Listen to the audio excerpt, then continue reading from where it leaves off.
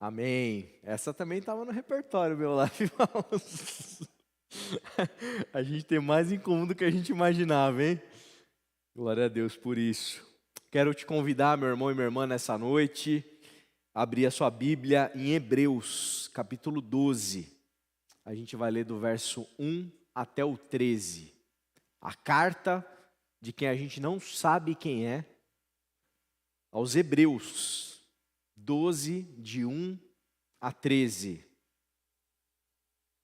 O texto diz o seguinte: depois dele ter exposto, na verdade ali eu queria contextualizar os irmãos, isso é importante, no capítulo 11, aquele trecho que tradicionalmente a gente chama de os heróis da fé, né? Vai falando sobre Abraão, sobre Sara, sobre Moisés e tantas outras pessoas. Aí ele chega no capítulo 12 e diz o seguinte: portanto, também nós, comunidade de Cristo, igreja de Cristo, portanto, também nós, uma vez que estamos rodeados por tão grande nuvem de testemunhas, livremo-nos de tudo o que nos atrapalha e do pecado que nos envolve e corramos com perseverança a corrida proposta para nós, tendo os olhos fitos em Jesus, autor e consumador da nossa fé.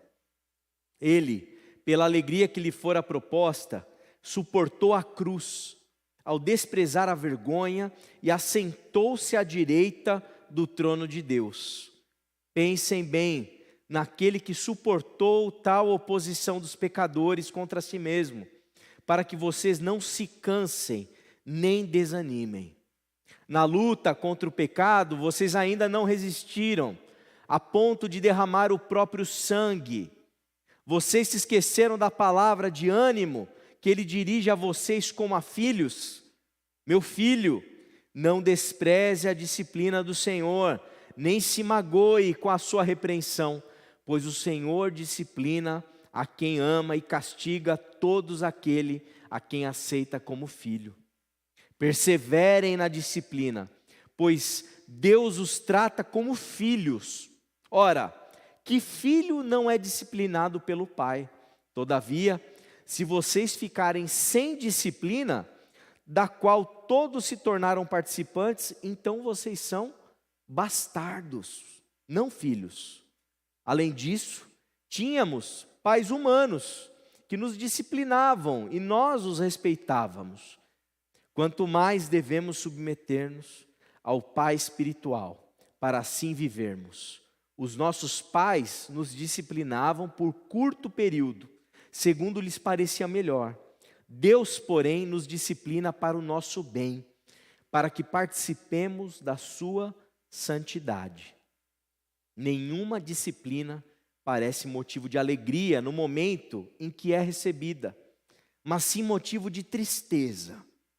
Mais tarde, no entanto, produz fruto de justiça e paz para aqueles que por ela foram exercitados. Portanto, fortaleçam as mãos enfraquecidas e os joelhos vacilantes. Façam caminhos retos para os seus pés, para que o manco não se desvie, antes seja curado. Vamos orar mais uma vez? Senhor, estamos diante das Tuas palavras, Pai, e como igreja nós queremos Te pedir que Teu Santo Espírito nos ilumine para compreendermos o Teu Evangelho, discernirmos o Teu querer. Fala profundamente aos nossos corações nessa noite. Que a gente saia daqui, embora no frio, aquecidos pela Tua palavra, aquecidos pelo Teu Espírito. É o que a gente te pede como igreja, no nome precioso de Jesus. Amém. Amém. Ser pai é uma dádiva, assim como eu orei aqui por vocês, pais. E eu tenho experimentado essa dádiva e tem sido muito interessante. Ontem eu pude compartilhar, inclusive, uma das memórias com a minha filhinha. E queria compartilhar mais uma memória com vocês aqui nessa noite de uma coisa muito legal que aconteceu nas últimas aproximadamente 2 semanas, né? Como vocês sabem, a Anne está com aproximadamente aí 10 meses e alguns dias. E nas últimas 2 semanas aconteceu uma coisa muito interessante, né? Eu pude falar para ela ali os primeiros nãos. E eu falo de um jeitinho bonitinho, nananina, Anne, nananina, não faz isso, né? Porque ela já está aprendendo a andar e ela fica se colocando a mãozinha no sofá e ela vai andando ali que nem uma aranha, né? E ela chega ali no momento em que ela chega perto ali da vasilhinha do cachorrinho, né? Aí tem comida suja, tem água do cachorro, ela não pode mexer. Eu falo, Anne, aí não. E de maneira assim, gente, olha, eu não me lembro de ter ensinado isso tantas vezes, acho que pouquíssima, se não nenhuma. Mas quase que de maneira intuitiva, foi interessante. E ela chegava perto, eu falava, Anne, aí não.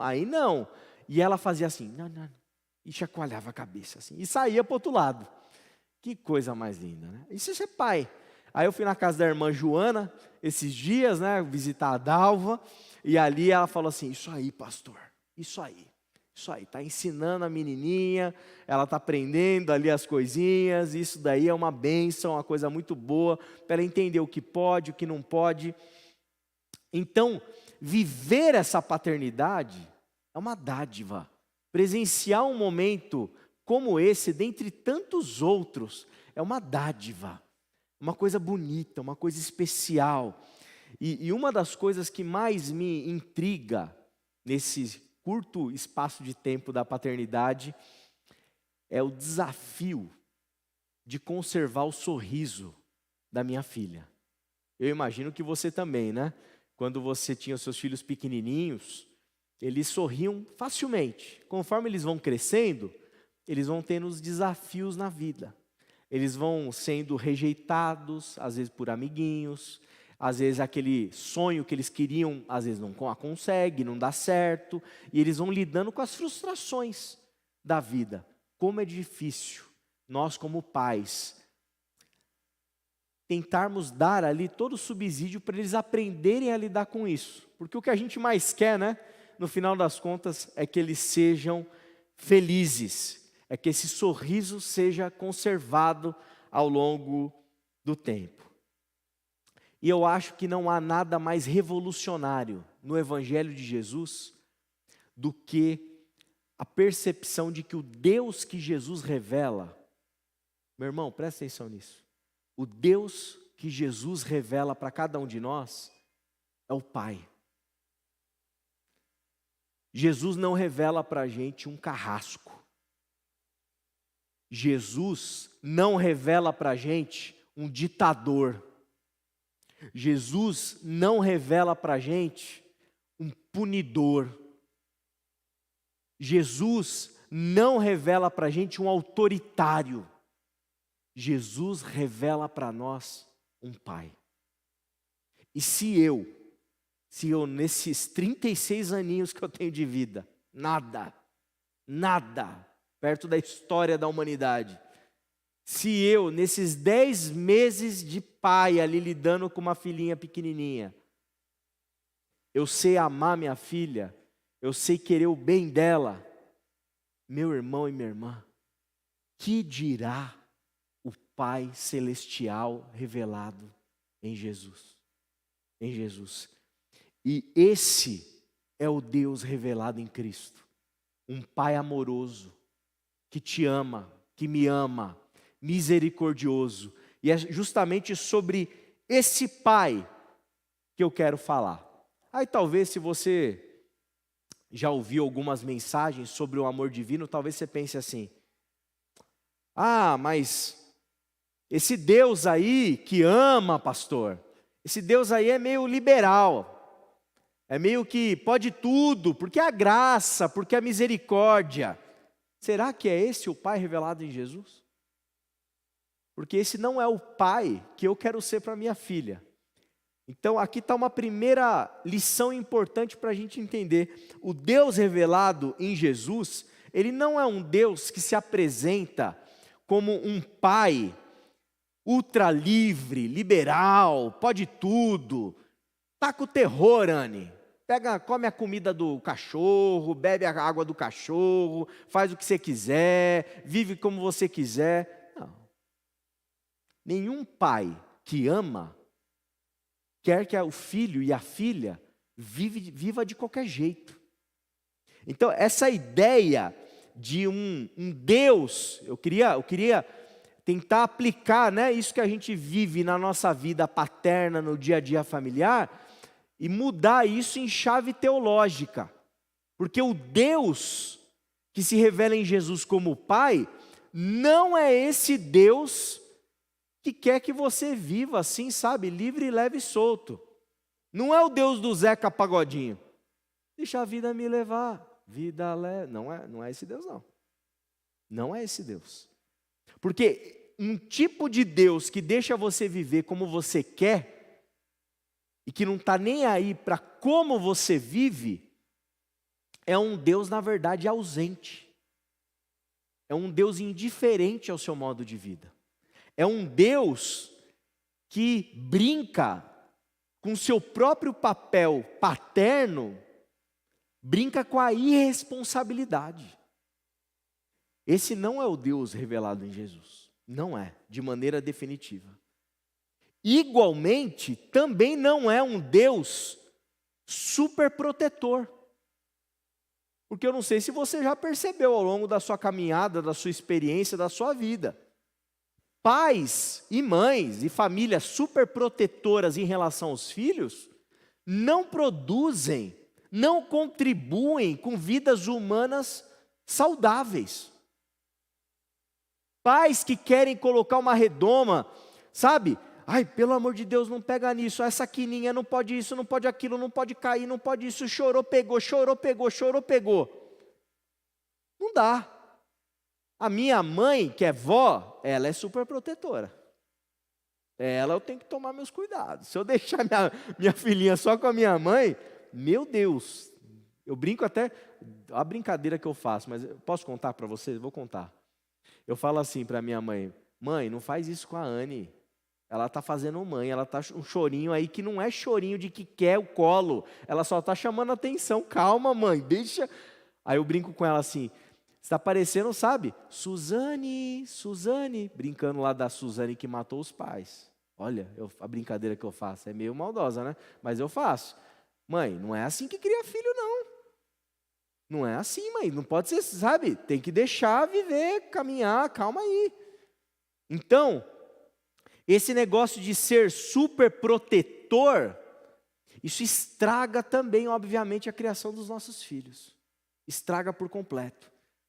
E dentro da perspectiva de Deus, quando a gente pensa Deus, a gente precisa entender que Deus, Ele também não é esse super protetor comigo e com você.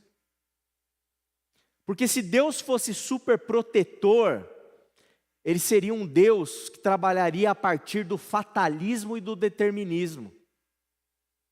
Sabe aquele Deus que controla tudo, que quer cada detalhezinho, Ele está ali gerenciando, cada micro detalhe da sua vida, cada quininha da sua caminhada. Não, Deus não trabalha assim. Deus quer que você cresça, que você amadureça, que você cresça enquanto ser humano. Então Deus, Ele não vai te privar de tudo, e não vai colocar de propósito obstáculos na sua vida para poder também fazer você crescer. Porque quem caminha dentro dessa lógica do determinismo, do fatalismo, acha, sabe assim, que Deus, Ele pegou assim um câncer, colocou em você para você aprender uma liçãozinha. Acha que Deus colocou uma desgraça na sua vida para você aprender alguma coisinha nova. Não, isso aí é coisa de louco, é coisa de gente louca. Não. Deus não trabalha dessa maneira. Então, por um lado, nem essa ultraliberdade, essa coisa absolutamente livre, e nem essa coisa absolutamente controladora e dominadora. Agora, uma coisa é certa, como diz a canção. Você deve ter ouvido essa canção já na sua vida, né? Aquela canção que diz assim: eu sei que ela nunca compreendeu os meus motivos de sair de lá. Mas ela sabe que depois que cresce, o filho vira passarinho e quer voar. Provavelmente o cantor aqui estava pensando na mãe dele, né? E ele saiu lá do interior para vir para São Paulo para tentar a vida aqui. O pai, a mãe, estão sempre querendo que o filho, entendendo que o filho vai virar um passarinho, que vai voar, e vai amadurecer e vai crescer. Esse tem que ser o desejo. E para isso acontecer, não pode ser nem essa liberalidade completa e nem essa prisão completa. Daí o desafio de ser pai. Daí o desafio de ser mãe. Que pai é esse? Que Deus é esse que nós temos revelado em Cristo Jesus? Esse texto que nós lemos nos dá algumas pistas. E nesse texto que nós lemos, ele fala de uma nuvem de testemunhas ao nosso redor. E essa nuvem de testemunhas ao nosso redor é o que Deus deseja para cada um de nós. Nós não vivemos a nossa fé num vácuo. A gente não vive a nossa fé em uma coisa que não tem passado. Muito pelo contrário, a nossa fé é vivida e inspirada a partir da fé de muitos e de muitas que vieram antes de nós. E é justamente esses que vieram antes de nós que são a nuvem de testemunha, que estão nos acompanhando ao longo da nossa jornada e da nossa caminhada. É a fé, por exemplo, de Abel. Lembra de Abel? Adão, Eva, o texto de Gênesis nos conta, e eles tiveram Caim e Abel, 2 filhos. E o Caim, um dos filhos, mata o Abel. Você pode ser estudioso, pode estudar a Bíblia, você pode falar com as pessoas mais expertas desse texto. Mas no final das contas, sempre resta um fiozinho de dúvida. Por que o Caim matou Abel? O que aconteceu ali? Mas o fato é que a maldade fez com que Caim matasse seu irmão Abel. Esse Abel que era justo, que tinha entregado sua oferta diante de Deus, que não tinha feito absolutamente nada de errado a rigor, pelo que o texto nos conta, e a terra clama pelo sangue derramado do justo Abel. Esse Abel, esse filho de Deus, ele é alguém que inspira a minha fé, inspira a sua fé, alguém justo, alguém que morreu injustamente. Tem noção o que é morrer injustamente? De maneira provavelmente brutal, assassinado, Abel. Noé, o justo também, chamado de justo nas Escrituras. A gente tem algumas dúvidas, a gente não sabe se ele era justo ou se diante dos ruins que existiam naquela sociedade, ele era o menos pior. Tem essa dúvida também. Mas o fato é que Noé, o justo, perante o Senhor, ele é aquele que foi escolhido ali para fazer com que a raça humana pudesse se preservar, se perpetuar na terra, diante de tanta maldade, de tanta injustiça, de tanta coisa absolutamente violenta. O mundo tinha chegado numa situação catastrófica, irreversível, e o Senhor, a partir de Noé, recomeça ali a raça humana.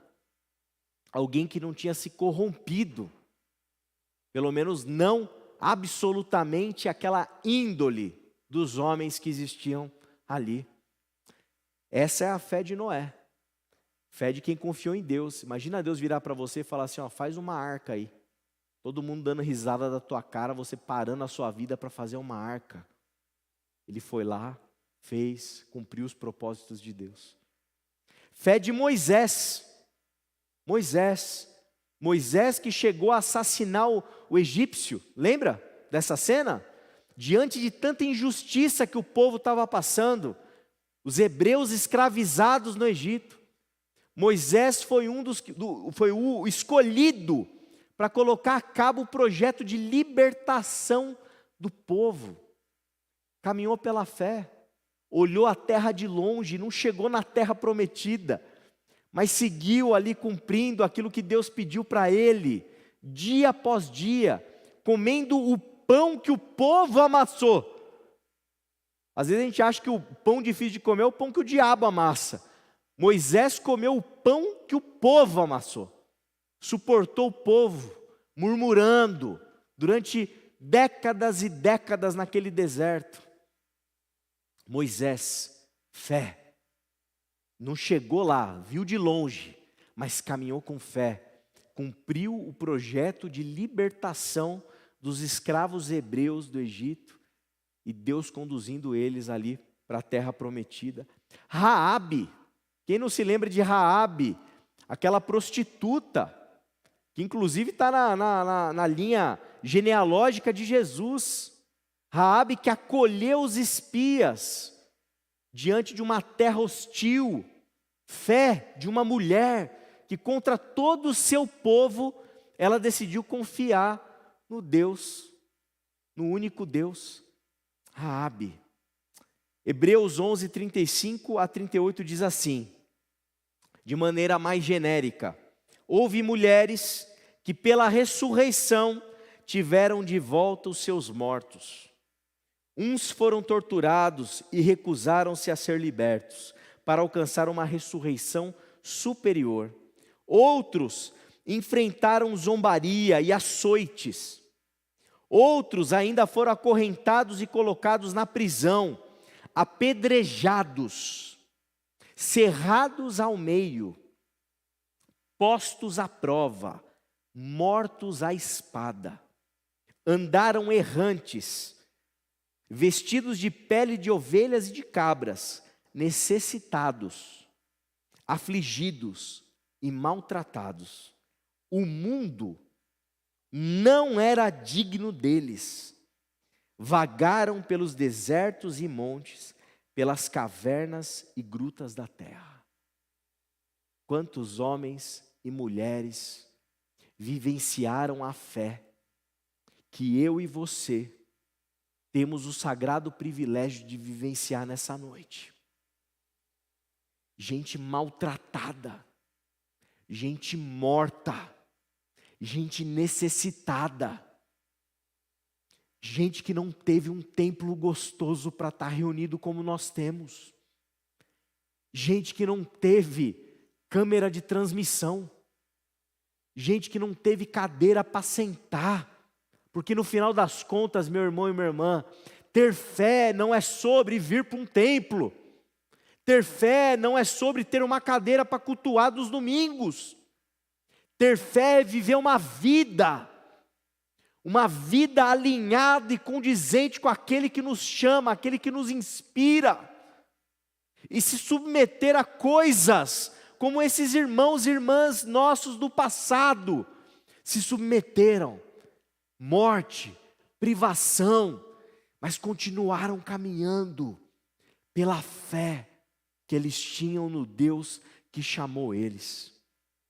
E não poderíamos deixar de citar aqui o maior exemplo dessa fé, porque o escritor de Hebreus não fala para a gente ter fé em Jesus, ele fala para a gente ter a fé de Jesus. Não é para ter fé em Jesus, é para ter fé como a fé que Jesus teve. A fé de alguém cujo caminho o foi conduzindo para a cruz do Calvário.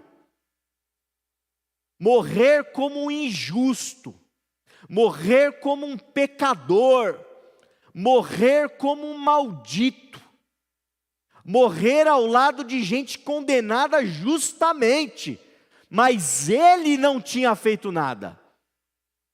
Ele não tinha feito nada para merecer aquela morte de cruz. Mas ele estava ali, porque era alguém coerente com a sua fé. Era alguém que estava consciente daquilo que ele estava fazendo por amor. Amor a todos nós. Esse era o nosso Jesus. A fé de alguém que se submete a pregar, a ensinar e principalmente a caminhar com homens e mulheres durante mais de 3 anos, anunciando as boas novas do reino, chegando naquele dia da ceia do Senhor, um dia antes ali da crucificação, partindo o pão, tomando do cálice, com traidores, com gente que o abandonaria, e manifestando amor, lavando os pés, cuidando, sendo generoso, sendo amoroso para com aqueles. Esse é o nosso Jesus. E aqui tem uma grande questão da nossa fé, uma grande questão. Como que a gente concilia essa nossa relação com o nosso Deus, que é Pai, com os nossos sofrimentos durante a vida? Como que a gente é capaz de conciliar o amor de Deus o Pai por cada um de nós e as dores e dificuldades que a gente enfrenta na vida e na caminhada? Essa talvez seja a grande pergunta que ao longo dos séculos e milênios os filósofos e os teólogos e todos estão tentando solucionar. Eu quero tentar dar algumas pistas para vocês sobre isso, mas primeiro eu gostaria de lembrar que 1 de Pedro 4, 15 e 16 diz para a gente o seguinte: portanto, nenhum de vocês sofra como assassino, ladrão, criminoso, nem como quem se intromete nos negócios alheios. Contudo, se sofre como cristão, não se envergonhe, mas glorifique a Deus por meio desse nome. Em primeiríssimo lugar, é importante salientar, se você está sofrendo na sua vida, porque você cometeu um assassinato, porque você roubou, porque você é criminoso, porque você cometeu um delito, porque você fez alguma ação deliberadamente incorreta, inadequada, pecaminosa, irmão, irmã, é óbvio, você vai sofrer as consequências. Sofrer as consequências, a gente já fala isso, né? Na maneira como a gente expressa, sofrer as consequências. Não há como você fazer uma coisa de errado na tua caminhada, na tua vida humana, e achar que você vai ficar de boa. Você não vai ficar de boa, você vai sofrer. Você vai sofrer. Se você assassina alguém, você vai ser preso, você vai ser julgado, você vai ser condenado, você vai ser privado da liberdade e assim por diante. Talvez tua mulher não vai querer mais olhar na tua cara, talvez teu filho e tua filha não vai querer mais te ver. É isso, é a consequência, é o sofrimento que você vai ter em decorrência disso que você fez. Se você sair daqui nessa noite e for procurar, e for casado e procurar uma outra mulher, um outro homem e trair aquele a quem você jurou lealdade no altar, você pode ter certeza que isso vai trazer consequência para a sua vida. Você vai sofrer. Ah, mas e se eu não contar para ninguém, pastor? Você vai sofrer, meu irmão. Você vai sofrer, não tem como. A dor, a culpa, aquilo vai pesar na tua alma. Isso é consequência do teu ato. Então, quando a gente comete algum equívoco na nossa vida, principalmente deliberado, a gente colhe o fruto disso, a consequência disso. Só que não é desse sofrimento que eu quero falar. Eu quero falar nessa noite sobre o sofrimento de quem sofre como cristão. E como Pedro diz, não se envergonhe, mas glorifique a Deus por meio desse nome. O sofrimento de quem sofre pela justiça. Fazer o que é justo, fazer o que é correto, fazer o que é adequado, fazer o que é ético, produz consequências também. E a consequência disso muitas vezes é o quê? O sofrimento. A gente sofre por fazer o certo. Você pode sofrer por fazer o certo na sua empresa. Você sofre por fazer o certo na sua família. Você sofre por fazer o certo na tua igreja. Você sofre por fazer o certo na sua vida. Ser bom, escolher o caminho da bondade, nos conduz a um caminho de sofrimento. Porque esse mundo é mau. Esse mundo é mau. Quando a gente escolhe ser leal, a gente sofre, porque esse mundo é um mundo da deslealdade. Quando a gente escolhe o caminho de ser correto, a gente sofre, Porque esse mundo não é o caminho de ser correto. O que predomina não é o caminho correto. O que predomina é o caminho dos jeitinhos. É o caminho dos atalhos. É o caminho, sabe, de como você consegue ficar rico mais rápido. É isso que predomina no nosso mundo, no nosso tempo, na humanidade. E nós, quando escolhemos ficar do lado dos injustiçados desse mundo, não tenha dúvida, você vai sofrer. Quando nós escolhemos ficar do lado daqueles que sofrem por conta desse sistema demoníaco em que a gente vive, não tenha dúvida, você vai sofrer. Portanto, meu irmão e minha irmã, lamento te dizer, mas se você tem fé em Jesus de Nazaré, deseja caminhar com Jesus de Nazaré, ser um discípulo de Jesus de Nazaré, aquele que foi parar na cruz do Calvário, não tenha dúvida nenhuma, se o nosso mestre sofreu, nós sofreremos também. Nós sofreremos também. E o que o Pai quer? Esse Pai amoroso, gracioso, misericordioso. O que Ele quer?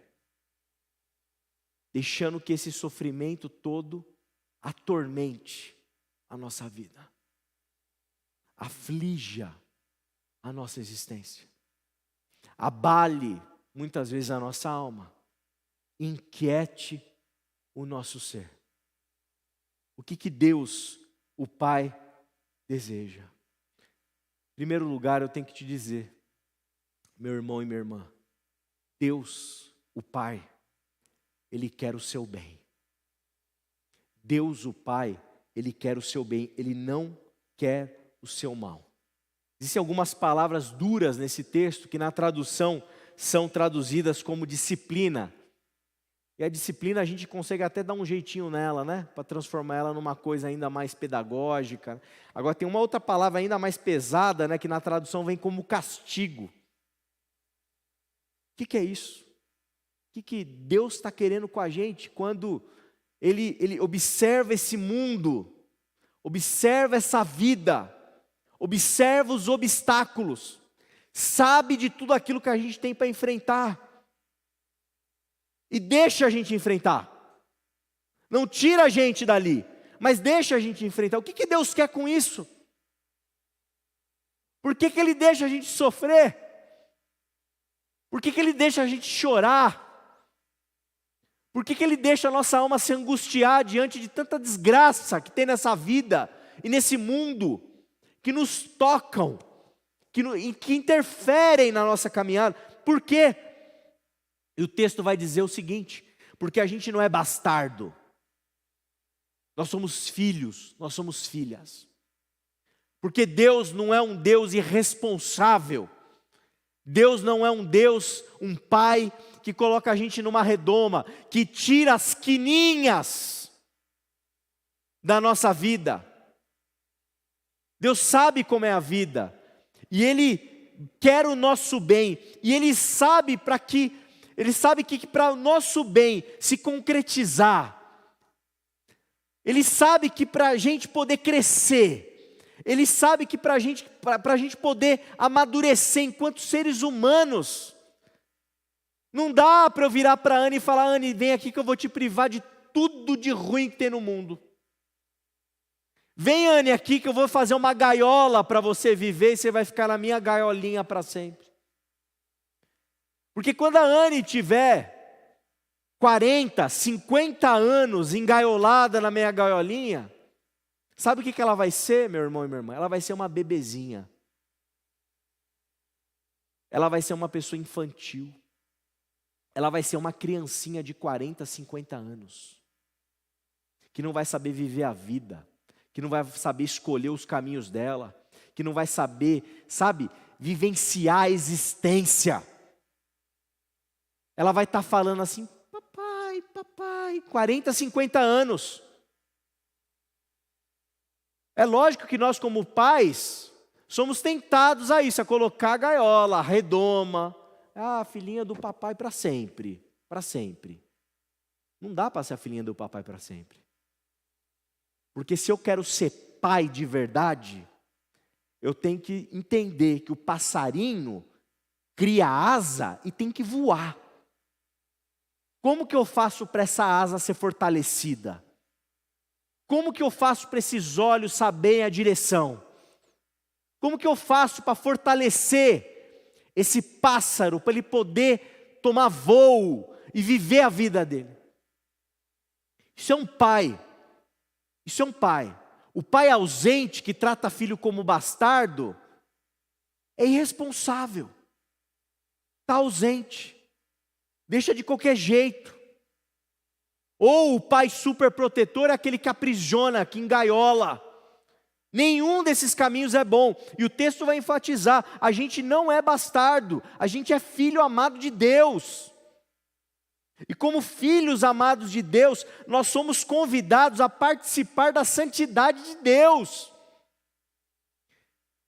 E é uma coisa muito bonita que a gente tem diante de nós. É como dizem, né? Às vezes você está ali numa competição, né, e fala assim, a régua está aqui, ó, a régua subiu, né? O sarrafo aumentou. Não falam isso para a gente às vezes? Ixi, agora a gente vai para esse passo, para esse level, para esse estágio, o sarrafo está mais alto. O Senhor, Deus o Pai, Ele tem o sarrafo muito alto em relação a cada um de nós. Porque Ele deseja e quer o nosso bem. Ele quer o melhor para cada um de nós. Ele quer o melhor para você, meu irmão e minha irmã. Você pode estar sofrendo o que for na tua vida, mas saiba que Deus, Ele quer o seu bem. Ele quer que você participe da santidade dEle. Ele quer que você desenvolva as suas virtudes na sua caminhada, que infelizmente é muito dolorida na vida, muitas vezes. Virtudes, fruto de paz e de justiça. Em outras palavras, o que Deus espera de nós, o que Deus quer de nós, essa bondade de Deus para nós, Ele não quer que você seja o mais rico. Ele não quer que você tenha o cargo mais alto. Ele não quer que você tenha o maior prestígio. Ele não quer que você fique sendo aplaudido por aí, assim, sabe, só por ser. Ele quer, meu irmão, que nós sejamos bons. Deus deseja que eu e você sejamos pessoas boas, íntegras, dignas. Pessoas dignas para Ele, que talvez não serão dignas para esse mundo, para essa lógica, para esse sistema mundano em que a gente está. Deus deseja isso para mim e para você, que você se junte a essa grande nuvem de testemunhas.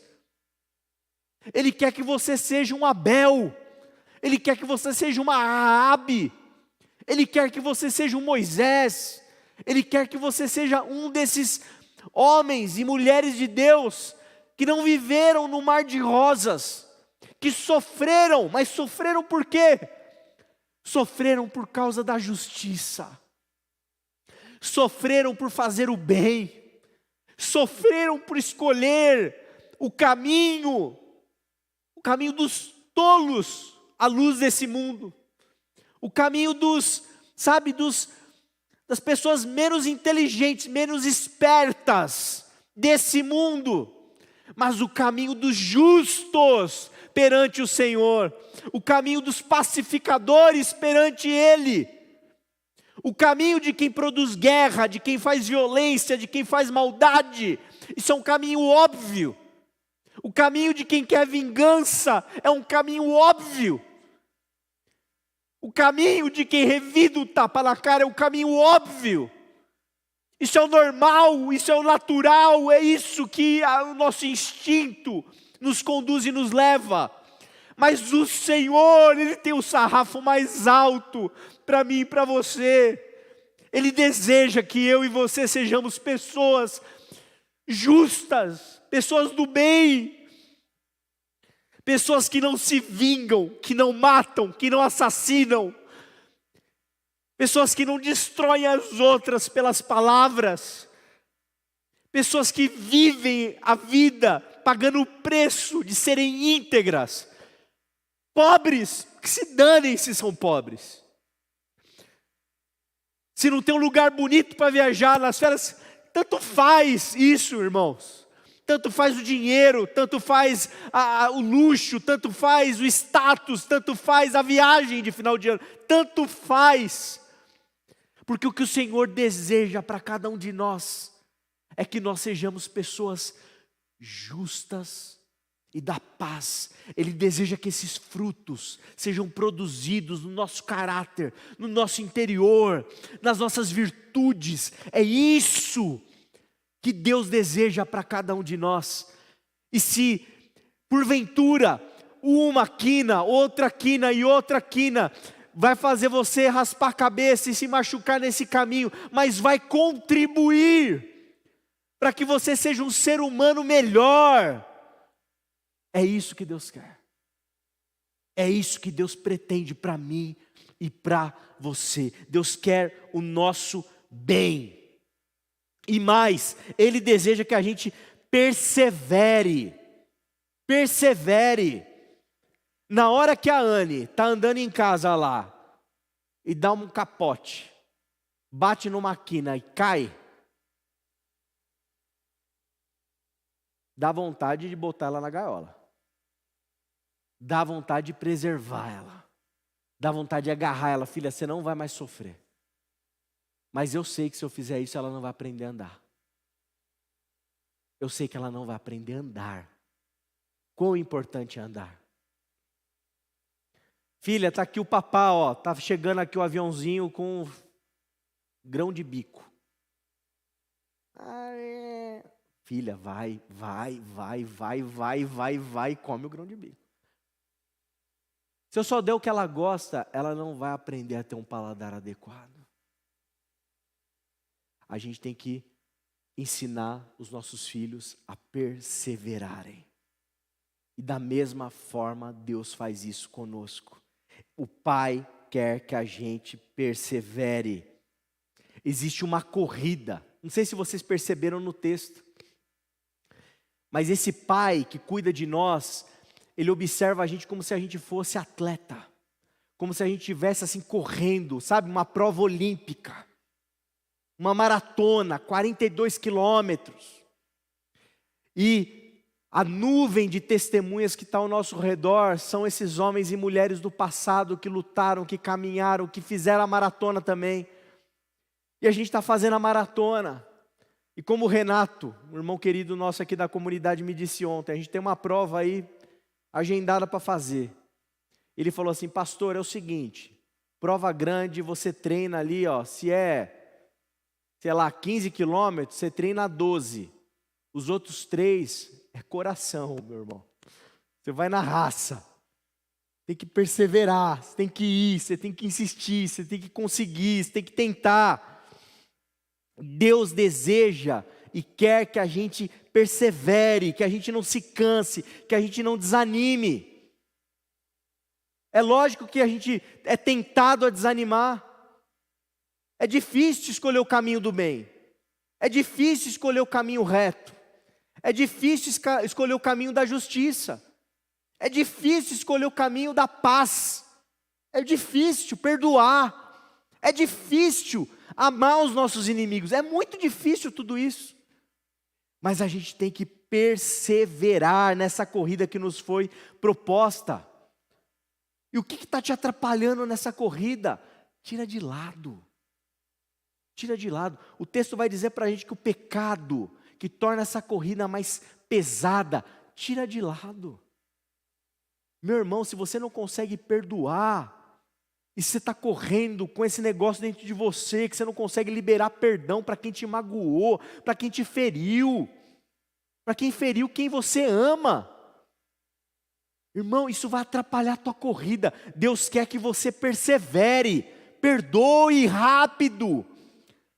Se liberte desse ressentimento, se liberte dessa mágoa, se liberte desse ódio, Se liberte dessa violência, isso não vai te fazer bem. Quais são os pecados que têm prejudicado a tua caminhada?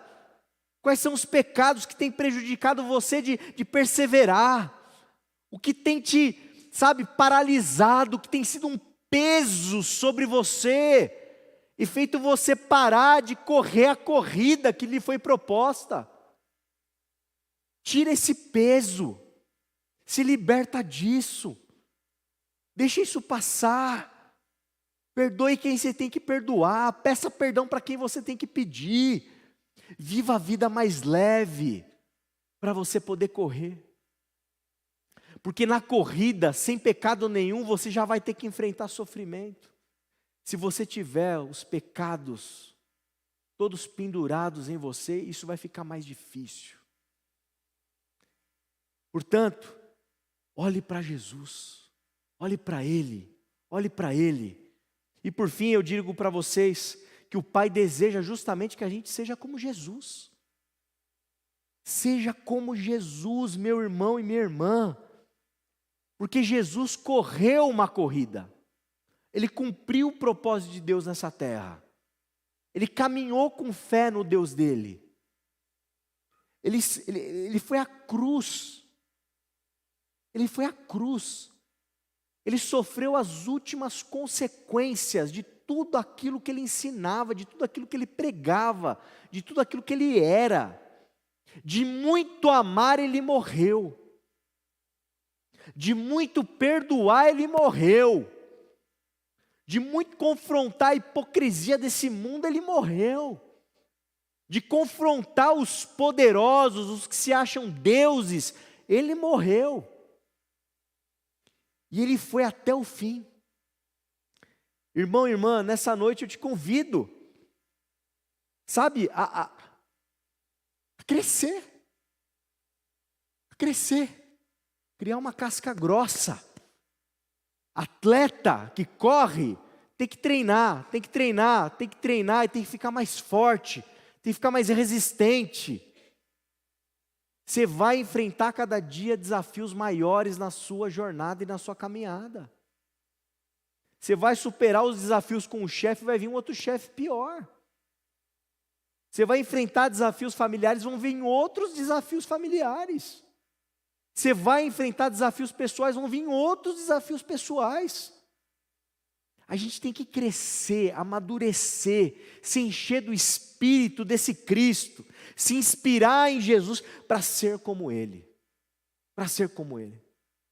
Já parou para pensar o que aconteceria se Judas, chegando no Getsemane para trair Jesus, vindo dar um beijo em Jesus, e Jesus virando para ele e falar assim: sai daqui, ô seu traidor, seu picareta. É um picareta, meu. Estava tomando ceia com você, agora você está querendo vir me lascar aqui? Sai fora, pode me prender, mas você é um bandido. Já imaginou essa cena? Sabe o que aconteceria se tivesse isso? Não teria evangelho. Não teria boa nova. Já imaginou quando lá o Pedro desembanhou a espada, cortou a orelha do soldado? Isso se Jesus falasse assim: isso aí, bem feito, hein? E sendo preso, bem feito, hein? Corta mais, vai Pedro, vai, dá nele. Pensou? Não foi assim que Jesus fez. Pensou quando Jesus ressuscitasse, chegasse lá, o pessoal tudo escondido, as mulheres ali na esperança, aí Jesus chegasse ali, diante de todo mundo: gente, hein? Vocês, hein? Me abandonaram na cruz, hein? Fiquei lá e vocês aqui escondidos. Pensou se Jesus fizesse isso? Jesus não fez isso. Jesus não fez isso. Até para o Tomé, que desconfiou da ressurreição: toca as feridas, Tomé. Pode tocar. Toca as feridas. Jesus suportou oposição, Jesus suportou a cruz, Jesus amou até o último instante. Eu e você somos convidados para participar de um tipo de fé parecida com a de Jesus. Para termos Ele como nosso máximo exemplo de fé. Persevere no amor e seja como Jesus. Olhe para Ele. Olhe para Ele. A vida está difícil, você está sendo injustiçado. Olhe para Jesus, persevera, meu irmão. A vida está difícil, as coisas não estão dando certo, porque olhe para Jesus, persevere, continue, caminhe, não desista. Você está sofrendo por causa da justiça, você está sofrendo por causa da bondade, você está tomando pedra porque você está querendo escolher o caminho do bem. Persevere, não desista, seja como Jesus, porque Ele teve a fé, que é o nosso exemplo de fé. Ele teve a fé, que é o nosso exemplo de fé. Irmão querido, nessa noite,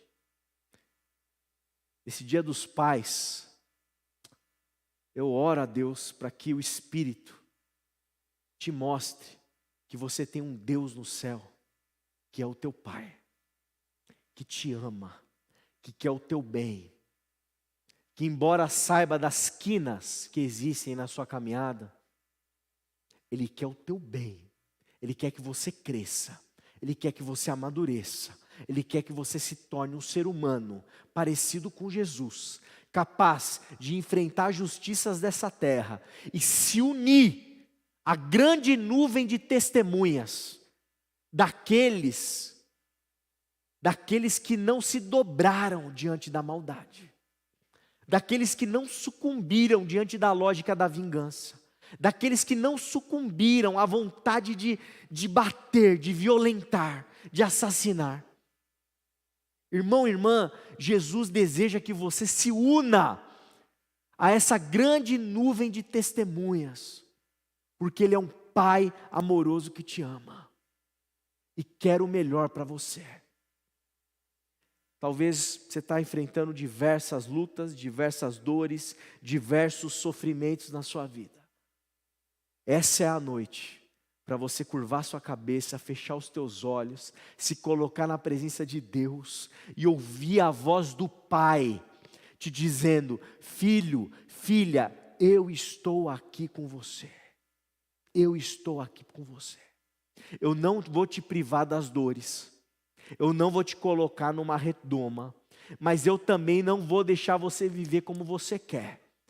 Eu vou cuidar de você. Eu na minha soberania, eu na minha providência, eu vou conduzir os teus caminhos. Tenha ouvidos para ouvir a minha voz. Tenha olhos para me observar, para olhar para o meu filho Jesus. E para caminhar nessa vida, crescendo, se desenvolvendo, se tornando o atleta que Deus quer que nós sejamos. A última coisa que Deus quer de nós é a autocomiseração. Sou um coitadinho. Ai, eu não consigo, eu sou fraquinho, eu não consigo.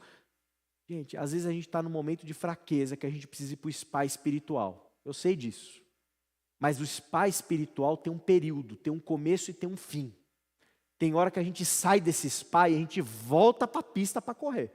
A gente volta para a vida para viver. E é isso que Deus quer da gente. Que a gente viva uma vida bonita. Uma vida linda. Uma vida linda. E você pode ter certeza que se aos olhos desse mundo a sua vida não tiver valor, é por isso que a gente está aqui. É por isso que isso aqui não está abarrotado de gente. Porque esse lugar da igreja de Cristo é o lugar dos que sofrem. É o lugar dos que sofrem por quererem o bem. E a gente vai sair daqui nessa noite, levantados na força do Espírito, para poder viver a vida que Deus tem para a gente, de cabeça erguida, e se unir à nuvem de testemunhas daqueles que não são dignos de terem pisado nessa terra. E nós vamos salgar a terra, iluminar o mundo e ensinar o mundo como que é o reino de Deus. É para isso que Deus chamou você. É para isso que Deus me chamou. E eu te convido a abaixar sua cabeça nessa noite, curvar sua cabeça, se colocar diante do Senhor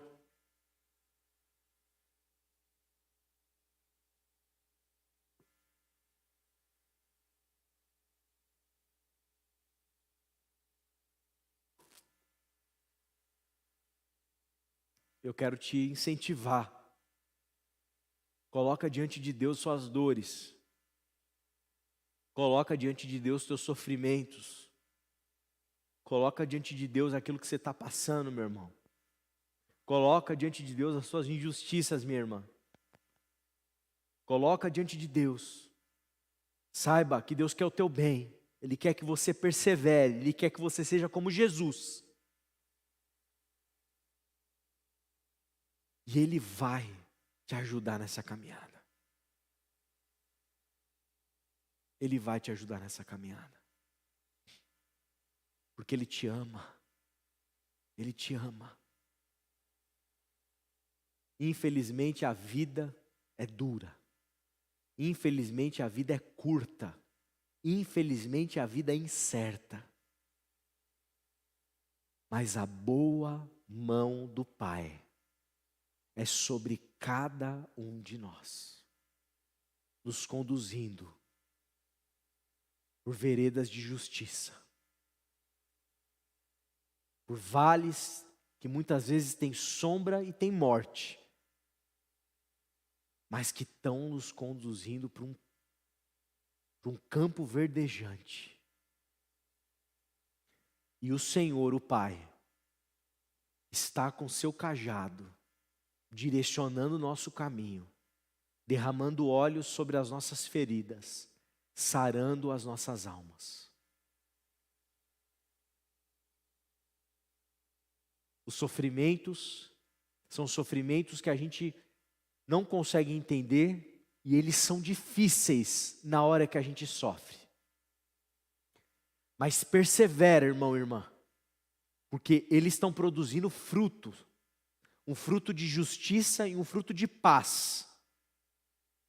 E vai fazer com que você se transforme, cada dia um pouquinho mais, na imagem do Filho de Deus. Força, perseverança. Porque o teu caráter está sendo moldado.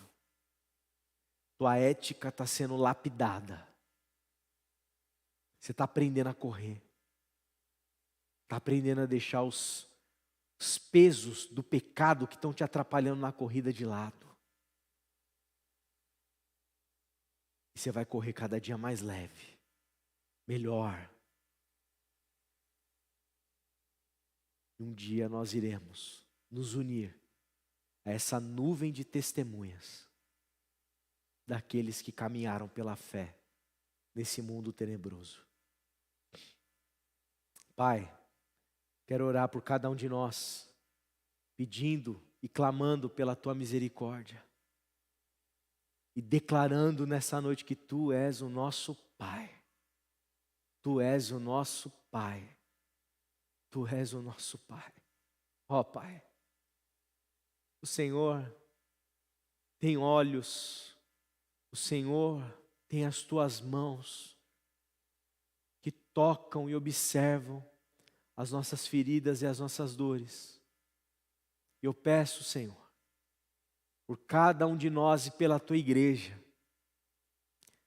ó Pai amado, nos encha de ânimo, de perseverança, de desejo de nos parecermos com o Senhor.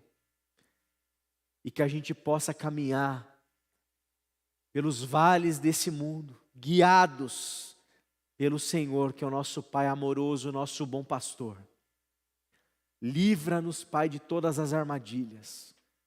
Nos liberta de todos os nossos pecados. E nos dá força e fôlego e vida para vivermos essa vida de um jeito que dignifique o Teu santo nome. Queremos participar da Tua santidade. Queremos participar da Tua santidade. Nos cobre, Pai. Nos cobre com as Tuas mãos amorosas. E nos conduz, Pai, durante cada passo da nossa existência. E que a gente possa vivenciar. E quem sabe um dia, já crescidos, amadurecidos, olhar para trás e agradecer. Obrigado, Senhor. Porque o Senhor deixou eu caí, me ajudou a levantar, para que eu pudesse aprender a andar. É o que a gente te pede em nome de Jesus. Amém. Amém. Amém. Vamos cantar.